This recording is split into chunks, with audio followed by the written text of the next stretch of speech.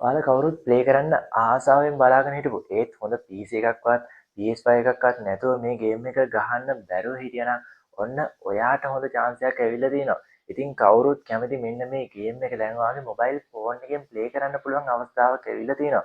ඉතින් ඔයා දැනටමත් දන්නව මොකද්ද මේ ගේම් එක කියලා. ඉතින් දැනටමත් මිලියනකට වඩා ඩවුන්ලෝඩ් වාර ප්‍රමාණයක් තියෙන Where Meets Open World game එක තමයි මෙන්න මේ ගේම් එක.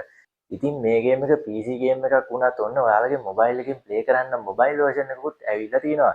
ඉතින් මම මේ ගේම් එක ටිකක් ප්ලේ කරලා පෙන්නන්නම්කෝ.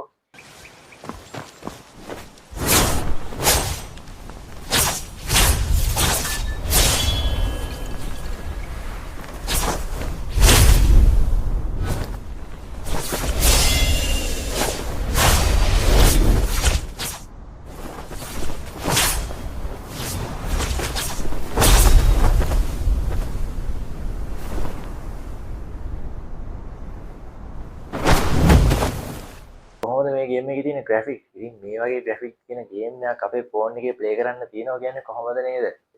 ඉතින් මම මේ වීඩියෝ එක කරන්න හිතුවේ මේ ගේම් එක ප්ලේ කරන්න පුළුවන් මොන වගේ ෆෝන් වලද? මේ ෆෝන් වල මොන වගේ RAM එකක් තියෙන්න ඕනද? ස්ටෝරේජ් එක, චිප්සෙට් එක මොන වගේ වෙන්න ඕනද? මෙන්න මේ වගේ දේවල් ගැන කතා කරන්න. හරි අපි යමුකෝ වීඩියෝ එකට. හරි අපිට මුලින්ම මේ ගේම් එක ඩවුන්ලෝඩ් කරන්න 3GB වගේ අවශ්‍ය වෙනවා. ඊට ඔයාලා Play Store එකට ගිහිල්ලා මෙන්න මේ විදිහට Where We Meet කියලා සර්ච් කරගන්න.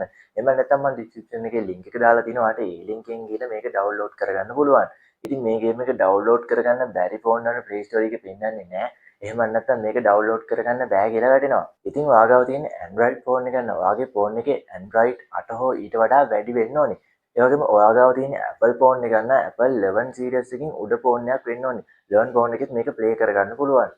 RAM එක ගැන කතා කරනකොට 4GB RAM එක හොඳයි. ඒත් පොඩි lag එකක් අපිට මේ 4GB RAM එකේ බලා ගන්න පුළුවන්. ඉතින් 6GB හරි 8GB වගේ තියෙනවා නම් කිසිම ප්‍රශ්නයක් නැතුව අපිට මේ ගේම් එක අපේ ෆෝන් එකේ ප්ලේ කරගන්න පුළුවන්. ඉතින් අපි ගේම් එකක් ස්මූත්ව ප්ලේ කරන්න අපිට වැදගත්ම වෙන දෙයක් තමයි chipset එක. ඉතින් මේ ගේම් එක ප්ලේ කරන්න ගොඩක් හොඳ chipset එකක් අපේ ෆෝන් එකේ තියෙන්න ඕනි. උදාහරණයක් විදිහට කිව්වොත් Snapdragon 600 හෝ ඊට වඩා වැඩි chipset එකක් අපේ ෆෝන් එකේ තියෙන්න ඕනි. එහෙම නැත්නම් මේ chipset එකට සමානව MediaTek Exynos වගේ chipset එකක් මේකට අවශ්‍ය වෙනවා.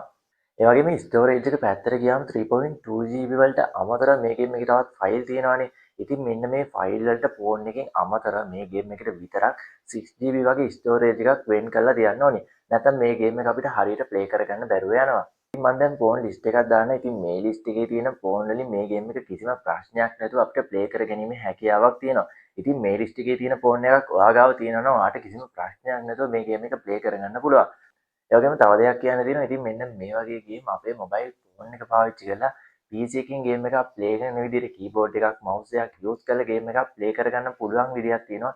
ඉතින් මෙන්න මේ ගැන වීඩියෝ එකක් ඕන නම් යටින් කමෙන්ට් එකක් දාන්නත් අමතක කරන්න එපා. ඒ වගේම ඔයා මේ channel එකේ වීඩියෝ එකක් බලන්නේ පළවෙනි වතාවක් නම් channel එක subscribe කරලා bell එකෙන් all දාලා තියාගන්න. එහෙනම් අදට වීඩියෝ එක ඉවරයි. එහෙනම් අපි තවත් මේ වගේ වීඩියෝ එකකින් රුචි ටෙක් YouTube channel එකේ හමු වෙමු.